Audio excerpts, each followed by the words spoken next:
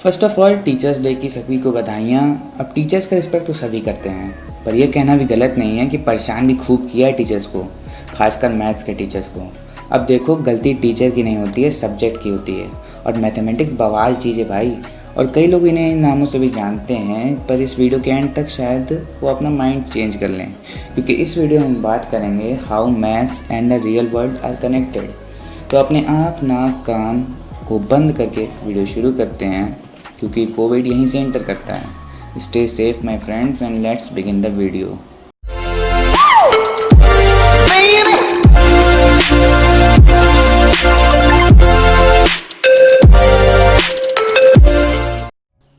अब डिफ्रेंशिएशन और इंटीग्रेशन तो हमने बहुत कर लिया, पर हमने कभी ये नहीं सोचा कि भैया पढ़ किस लिए रहे हैं, मतलब डेली लाइफ में इसका यूज़ क्या है।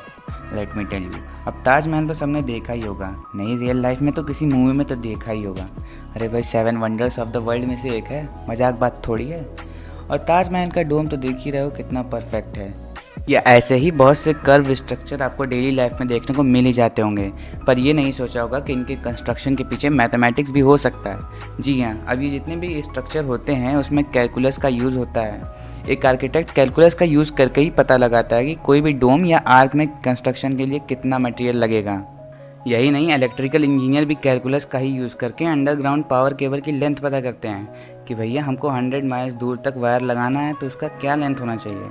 अब ऐसा थोड़ी है कि बस वायर पकड़ा और बिछा दिया 100 माइल्स तक, नहीं, बीच में काफ़ी रेस्ट्रिक्शंस भी होते हैं, जैसे कि कहीं वायर की राउंडिंग होती है, कहीं बिल्डिंग्स होती हैं, तो इन सब चीज़ों को ध्यान में रख कर ही वायर की प्लेसिंग होती है।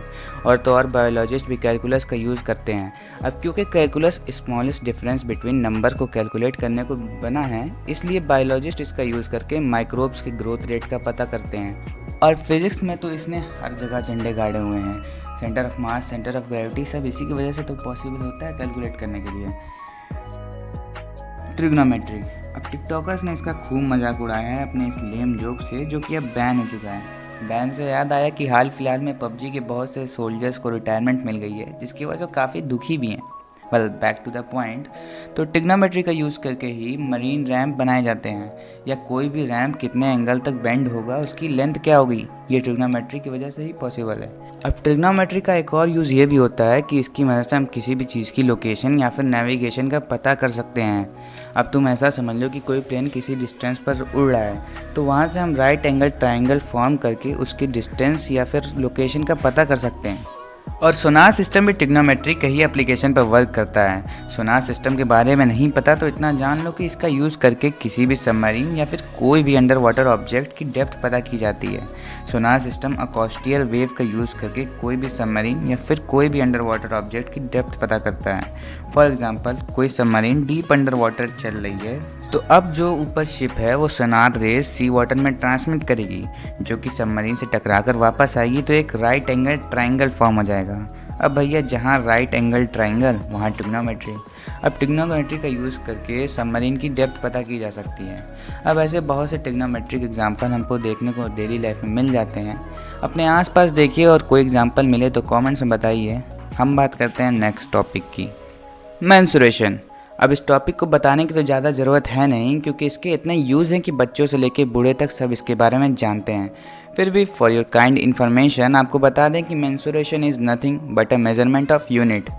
अब एक रूम को पेंट कराने से लेकर उसकी फ्लोरिंग कराना सब मेंसुरेशन ही तो है। सब्जी लेना, थर्मामीटर का यूज़ करके बॉडी टेम्परेचर मेज़र करना, बैरोमीटर का यूज़ करके वेदर डिटरमाइन करना, हर जगह मैथ्स है, तो मैथ्स से भाग नहीं सकते। बात करते हैं नेक्स्ट टॉपिक की, मैट्रिसेस। अब मैट्रिक्स का यूज़ ज़्यादा मैन्युफैक्चरिंग और बिजनेस कंपनी करती हैं, क्योंकि मैट्रिक्स में हम चीज़ों को कॉलम एंड रो वाइज पढ़ते हैं, जिससे कि हम किसी भी नंबर की एग्जैक्ट लोकेशन और लिंकिंग काफ़ी एक्यूरेटली बता सकते हैं। अब मैन्युफैक्चरिंग मशीन्स कुछ इसी तरह तो काम करती हैं, चीज़ों को किसी पर्टिकुलर लोकेशन से उठाकर दूसरे लोकेशन तक ले जाती हैं। और इसी एडवांस मैट्रिक्स का यूज़ रोबोटिक्स में भी होता है, जिससे कि रोबोट्स की एक्यूरेसी काफ़ी बढ़ जाती है। लॉगरिदम्स। अब हम लोग कितने नंबर्स तक की काउंटिंग इजीली कर सकते हैं, 1 मिलियन, 2 मिलियन और 10 मिलियन, पर उसके आगे चीज़ें काफ़ी कॉम्प्लिकेटेड होने लगती हैं। आई मीन डायरेक्ट इतना बड़ा नंबर रख दिया जाए और रीड करने को कहा जाए तो कहीं ना कहीं तो मुश्किल आएगी ही। और यही यूज़ होता है लॉगरिदम, जो कि एक्सपोनेंट्स और कोफिशिएंट का यूज़ करके कॉम्प्लिकेटेड नंबर्स को सिंप्लीफाई कर देता है। अब इसका सबसे ज़्यादा यूज़ मेमोरी स्पेस कंप्यूटिंग और कंप्यूटर लैंग्वेज में होता है। Next, probability. अब सुबह उठकर तुम्हारा ये सोचना कि आज नहाएं या ना नहाएं, या फिर कहीं बाहर जाने से पहले ये सोचना कि बाइक से जाएं या साइकिल से जाएं, ये सब प्रोबेबिलिटी तो है। बेसिकली किसी भी स्पेसिफिक इवेंट के ऑकरेंस का कितना चांस है उसको हम प्रोबेबिलिटी कहते हैं। कोई आदमी लॉटरी जीतेगा या नहीं, ये प्रोबेबिलिटी पर ही तो डिपेंड करता है। चलते हैं अपने लास्ट टॉपिक की तरफ, अलजेब्रा। अब तुम अलजेब्रा के एक्स को छोड़कर सबके एक्स के बारे में जानते हो।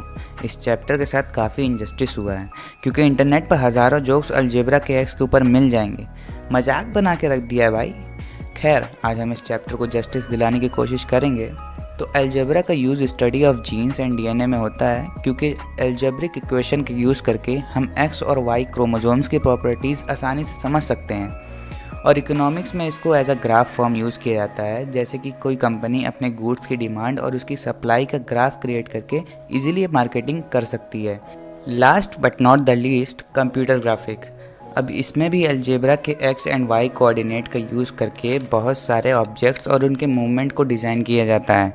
सुपर मारियो गेम तो सब जानते ही होंगे, बचपन की यादें जो जुड़ी हैं, तो वो गेम भी एक्स वाई कोऑर्डिनेट्स के हेल्प से ही बना है। पबजी वालों, बचपन की यादें ताज़ा कर लो, क्योंकि पबजी तो अब हम लोग के बीच रहा नहीं।